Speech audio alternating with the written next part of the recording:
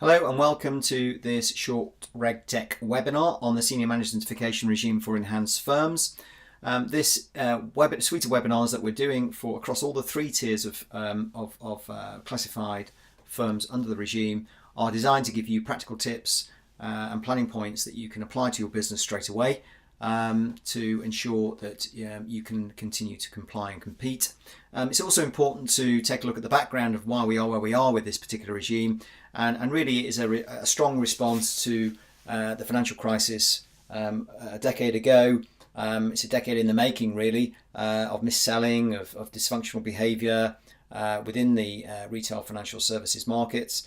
And it's all about a high focus on conduct, culture and governance. It's two key areas that the regulator are very interested in. Firstly, it's all about your competence and your knowledge within the business. And it's also, the second area is all about your conduct and your behaviour, making sure all that is constructive and functional. It's all about increasing and strengthening accountability, and really you are becoming the regulator in this regard across those two key areas, the competence and the conduct, and improving the conduct standards. And also this is really now part in the heart of the FCA business plans moving forward. And this year, in 2019, we've got a move through to all regulated firms coming under the scope of the regime across limited, core and enhanced. And today we're focusing on the enhanced firms. The SMCR, in our opinion, really is the most personally impactful pieces of regulation to hit the financial services industry in decades, and moving away from the approved persons regime. The regime aims to reduce harm to consumers and strengthen market integrity by making individuals more accountable for their conduct and competence. And the FCA want to achieve this in two ways: encouraging a culture of staff at all levels to take personal responsibility for their actions, and secondly, making sure firms and staff clearly understand and can demonstrate where responsibility lies. And as you can see from this slide, it really is a moving away from finger pointing and taking full accountability and responsibility for roles and responsibilities. We've then got a timeline of where we are with this particular regime. In 2015, it was announced that the SMCR would extend to all regulated firms. In 2016, it came through for the banks, and then now it's been a move over the last few years into the insurance industry, and finally this year into solo regulated retail investment advice firms. There is a firm checker on the FCA website that you can actually check what type of firm that you are. Hopefully you already know that, and you know that you're enhanced, otherwise you wouldn't be on this particular this webinar. But the most important thing there is just to really ensure that you know the criteria that you're being classed at and why that's the case. So we're going to break this down into three key areas. Firstly, the senior management regime, and the problem is really ensuring that you've got the right people in the right roles with the right skills and the right responsibilities. It's ensuring that you've got the senior management functions mapped out, that you've got the statements of responsibility that go with those functions mapped out, that you've got allocated of what's called prescribed responsibilities across those functions, and everybody understands what they are and how they're responsible for them and how they should implement them on an ongoing basis. When we're looking at practical planning points from the senior management regime, well, it's important that you know what senior management functions are, how should be mapped across from the current approved persons regime, and on what you are required to do within these particular functions and what your responsibilities are. It's designing statements of responsibility, as we'll see in a minute. It's very important to do that in a very clear, understandable way. It's all documented and easy to read and understand. It's not a job spec, and it needs to be kept up to date and submitted to the FCA for new applications or significant change on an ongoing basis. And you also need to ensure that you are aware of how the new directory works and how individuals are applied to the new directory. So we talked about statements of responsibility. They need to be actionable, they need to be reflective, they need to be clear and succinct. Again, it's not a job spec, so they need to be designed for the function, and the individual who has control of that, it really, it applies to that particular individual, and they know exactly what they need to be doing in their areas of responsibility around these statements of responsibilities. It needs to really be mapped out, so there needs to be responsibility maps within the business. Again, although in limited scope and enhanced firms don't need this, we recommend it's good practice for them to have it. And they need to be, contain governance. They need to be looking at reporting lines of senior manager reporting lines, looking at responsibilities, and looking at how it relates to the group as a whole, if that's applicable. There's governance and structure is important, looking at the 12-week rule, which means that if any individuals leave on an absence or they actually leave the role, then you have 12 weeks really to cover that role and then get someone else in or get the person back in to take care of that particular role. Outsourcing is important, handover, delegation to third parties, to individuals. All that needs to be documented. All the statements, responsibilities and prescribed responsibilities need to be understood, and how that applies and how it's documented on an ongoing basis. And fit and proper we'll talk about in more depth later, but it's important that we take it into account here. We're senior managers, and that's all about the qualifications, the training, the competence and personal characteristics. Now, from an enhanced firm perspective, you need to be doing this. It's about looking at the responsibility map structure, looking at the group structure, the governance structure, the summary of the boards, the committees, how they fit, looking at senior manager reporting lines and responsibilities. Again, enhanced and limited scope firms don't need to do this, but it is good practice for them to do it as well. Looking at the final planning point really here on senior managers regime, it's understanding the prescribed responsibilities and how they fit, and it's given to the most senior person responsible for the area. Ideally, it's to be held by one person, not by a number of individuals. It can be divided in limited circumstances, but if it is divided, then it needs to be documented and clear who does what and what the handover procedures are, and what the time limits are on that.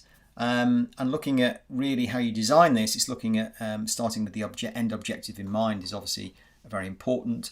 And as I've mentioned, is looking at handover procedures. Anything that needs to be handed over or delegated, those procedures are clearly documented and understood.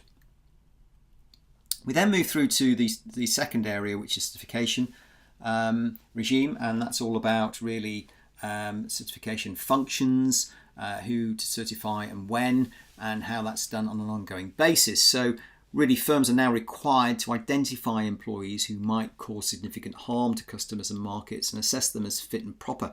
And this means that it is the firms themselves who are accountable and obligated to self-regulate and ensure that they have the right policies and procedures in place to assess this and prevent any harm occurring. So when we're looking at certification functions, there's a number of functions which are coming through, which can be mapped across to the approved persons regime or equivalent. And this is all about looking at ensuring that those individuals who hold those certification functions, they pass the fit and proper test, and a record for certification of individuals is kept, and a record if an individual cannot be certified, for example, is very important as well. We also have an issue of information carriers, and information carriers could be, for example, paraplanners or client relationship managers who aren't necessarily responsible for client relationships on an ongoing basis like an advisor might be or a financial planner might be, but they need to a certain degree come through into the certification regime because they may hold one of those functions, client dealing for example, so again that needs to be catered for. When we're looking at how we're planning for a certification regime, what we're recommending here is designing a certification life cycle, which is all about 7 key areas, which is identifying the certification role, which is knowing which staff require certification and ensure clear role descriptions are put in place. Secondly, assessing fitness and propriety, honesty and capabilities. Fit and proper is very important. Thirdly, looking at mirroring your annual certification process, but that could be a problem with a 9th of December start, for example, but you need to factor in and pro-rata that accordingly. Fourth area, looking at really identifying and considering conduct issues equally, looking at breaches, looking at reasonable steps you need to be taking in case of conduct breaches, which we'll talk about in more depth in a minute. Design and implement a clear training and competency plan, and aligning that with the T&C rules. And then looking at recording all issues across the breaches, as we'll discuss in a minute, and ensuring consequences are screened, such as legal or reputational damage. And finally, but not least, reasons documented for leaving a role. That could be sick, it could be sickness, it could be maternity, it could be permanently. And also looking at the 12-week rule, as we've mentioned, that's followed diligently, and everything is evidenced and documented. When we move through to the final area, which is the conduct rule challenges, here we've got 2 tiers, which we'll talk about in a minute, and how reasonable steps apply. But it's all about really ensuring that you know who it applies to, who it doesn't apply to, like ancillary staff, such as receptionists or security staff, cleaning staff, or whatever. That's important to note. But it's all about really ensuring that you've got the fit and proper procedures in place, and that is across the recruitment and selection process within the business. It's looking at the qualifications, and they've got the right relevant qualifications. It's looking at that you've got the right level of competence and personal characteristics, that regulatory references are up to speed and up to date, criminal or civil offences and checking is done, and overall assessment is done on an ongoing basis. We've then moved through to looking at some planning points across the conduct rules. Firstly, but foremostly, we need to look at the 2 tiers of the conduct rules. And the first tier you should be familiar with under APA, the Approved Persons Regime, which is acting with integrity, due skill, care, skill and diligence, being collaborative and open with the regulators, and paying due regard to customers and treating customers fairly, and also observing proper market conduct standards. Then the second tier is all about the reasonable steps, really. So the first 3 areas, certainly, which is the reasonable steps taken in controlling business activity, complying with regulations, delegating to appropriate people, and then finally, but disclosing appropriate information, the relevant information to regulators that they should reasonably expect. Now, when we're looking at the conduct rules on an ongoing basis and how that's embedded in the individual, this is very much a cultural issue. And a conduct issue, so it's very behavioural orientated. So we're focusing here really on designing an employee life cycle. And firstly and foremostly, we need to be looking at the recruitment process, job descriptions, reporting lines, identifying the senior managers and who's certified and so forth, and making sure that all the checks are done properly, that the right people are registered on the new directory, and the handover requirements are in place. You've then got the training and competence issues around the conduct rules and how they apply to roles, and checking attendance and competence records, and all staff performing roles that they're involved in or connected to financial service activities need to be trained in how the rules apply to their roles. And again, looking at who this doesn't apply to, auxiliary staff that we've mentioned, that no requirement to be trained. Then we've got the assessment of appraisals, ongoing, consistent, fair appraisals. Competence is evidenced, monitored. Attestations and balanced rewards are in place. Then role change and promotion is important, looking at any revised assessment processes that need to be brought in, any senior management updates and step responsibilities that need to be applied. It could be promotion, it could be changing the role completely, looking at the cultural impact and approval processes, and also looking at any absence, planned or unexpected, and looking at that 12-week rule and deputy arrangements that need to be factored in. You've then got really the performance areas that are measured and improved. You could be bringing in personal development plans, diagnostics to ensure that that's all documented and managed. Any disciplinary processes need to ensure that legal procedures are in place and that you've got consequences screened. The senior manager allocated the conduct rule prescribed responsibilities is responsible for ensuring the firm meets the requirements around training and reporting of conduct rule breaches. Absences, log the reason, so maternity, sick or anything else. 12-week rule, who will take over, comes into this area. And finally but not least, exit and termination, looking at legal consequences, handovers, referencing and FCA notification procedures as well.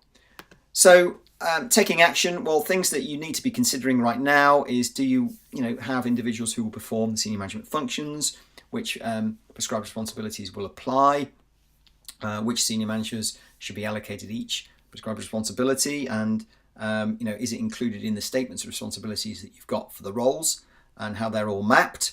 What are the firm's activities in the business area management functions? Have all activities and business areas and management functions been allocated to a senior manager under the overall responsibility requirements?